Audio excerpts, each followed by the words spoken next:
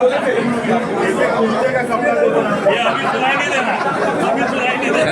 Chamber of commerce द्वारा आयोजित दीपावली मिलन के कार्यक्रम में यहाँ पर उपस्थित सभी पदाधिकारी, अध्यक्ष माननीय सतीश थावरानी जी और सभी पदाधिकारियों का हार्दिक स्वागत, वंदन और अभिनंदन करते हैं।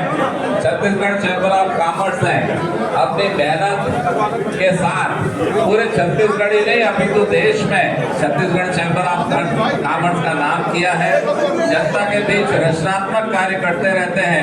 व्यापारियों की परेशानियों और तकलीफों के साथ हमेशा चैम्बर जनता की आवाज भी उठाता रहता है और मैं शुभकामनाएं देता हूं कि Chhattisgarh chamber of commerce Satish Thawrani ji और उनके टीम के द्वारा एक नया मुकाम हासिल करेगा। आप सभी को दीपावली की बहुत बहुत बधाई एवं शुभकामनाएं। ये चैम्बर में है, देख रहे हैं अभी अपेक्ष। धन्यवाद केदार भैया। केदार गुप्ता जी का था ये। निवेदन करता हूँ अमित चिमनानी जी प्लीज आए, दो शब्द शुभकामनाओं के मेंशन